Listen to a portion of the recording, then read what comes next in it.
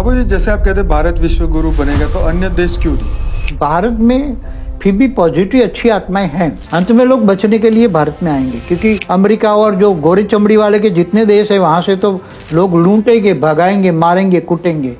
तो अड़ोस पड़ोस के देश है हमारा, उनका क्या होगा? बांग्लादेश, नेपाल सब सुधर जाएंगे। सुधर जाएंगे। क्योंकि इनका भी विनाश होगा ना, क्योंकि ये जैसे अमेरिका है सभी देशों का लड़ाई करके विनाश करवा देगा, तो क्या करेंगे? चाहे कोई भी देश हो। इसलिए लोग भारत के मगर भारत में आने के लिए साधन नहीं मिलेंगे, और यहाँ बेहद की आत्माएं भारत में ज्यादा है, और ऊपर से आए हुए अच्छी आत्माएं यहाँ धरती पर है। इसलिए भारत थोड़े समय के लिए विश्व गुरु बनेगा, मगर जैसे भी थर्ड वर्ल्ड वॉर होगा तो किसी का कुछ चलने नहीं है। ज्ञान देगा दुनिया को।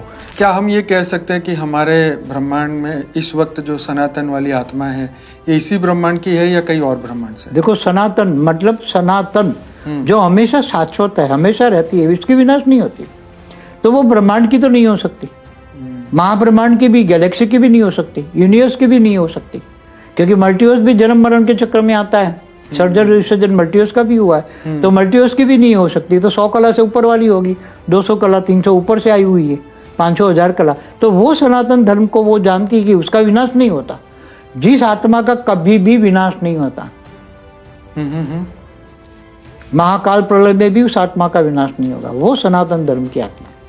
क्या है अस्तित्व का अंतिम सत्य? किसने खोला अनंत ज्ञान का द्वार? 2026 में होगा रहस्य का उद्घाटन। परम शांति, अंतिम परम सत्य। बापूजी दशरथ भाई पटेल के जीवन पर आधारित आध्यात्मिक जीवनी जल रहा रही है। जुड़े रहिए।